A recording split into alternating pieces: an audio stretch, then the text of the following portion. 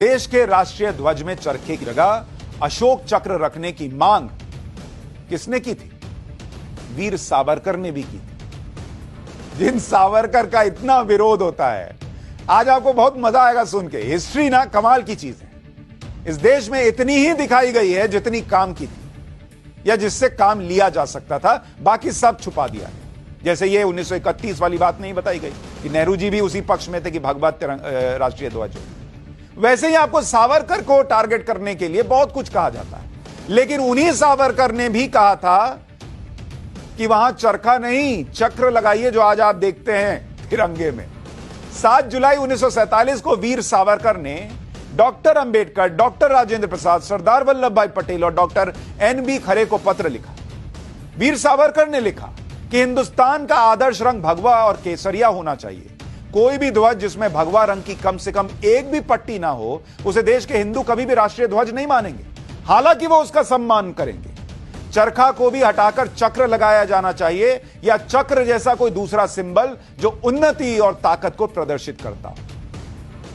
सावरकर ने देश के सभी हिंदू संगठनों से भी इस मांग के समर्थन में आवाज उठाने की अपील की थी, लेकिन ये बातें नहीं बताई जाती। जो लोग कहते हैं कि संघ ने आजादी की लड़ाई में कुछ किया ही नहीं, उन्हें संघ की स्थापना करने वाले डॉक्टर हेडगेवार के बारे में जानना चाहिए। वो भी आजादी की लड़ाई में योगदान देते देते 2 बार जेल गए थे बॉस। पहली बार वो अगस्त 1921 में नागपुर में जेल गए, जब ब्रिटिश राज ने उनके भाषण देने पर रोक लगा दी थी और वो उन्होंने नहीं माना। उन्हें 1 साल की जेल हुई थी और वो जुलाई 1922 में रिहा हुए थे। दूसरी बार 1930 में बापू के नमक सत्याग्रह के दौरान अकोला में जेल गए थे हेडगेवार। उन्हें 9 महीने जेल की सजा हुई थी। कांग्रेस से मतभेद होने के बावजूद डॉक्टर हेडगेवार और संघ के कार्यकर्ताओं ने सत्याग्रह में हिस्सा लिया था। आरएसएस की स्थापना डॉक्टर केशव बलिराम हेडगेवार ने ही की थी, जिन्हें डॉक्टर जी कहा जाता है। वो नागपुर के रहने वाले थे। डॉक्टर हेडगेवार के बारे में भी थोड़ा सा आपको बता देता हूं।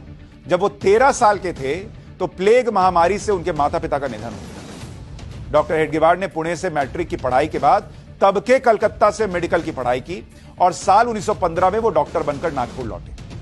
डॉक्टर हेडगेवार शुरुआत में कई सालों तक सक्रिय तौर पर कांग्रेस के संगठन से जुड़े थे, लेकिन बाद में उन्होंने साल 1925 में विजयादशमी के दिन संघ की स्थापना की। हेडगेवार ने कांग्रेस छोड़कर संघ की स्थापना इसलिए की क्योंकि हेडगेवार का मानना था कि तत्कालीन परिस्थितियों में हिंदू समाज को सांस्कृतिक और आध्यात्मिक तौर पर संगठित करना जरूरी है, जिसे अखंड भारत की पूर्ण स्वतंत्रता का लक्ष्य प्राप्त किया जा सकता है। इसके अलावा जहां कांग्रेस ब्रिटिश राज के अंदर स्वतंत्र डोमिनियन के स्टेटस की मांग कर रही है, वहीं हेडगेवार को लगता था और वो लगातार कहते थे कि भारत की पूर्ण आजादी का लक्ष्य होना चाहिए।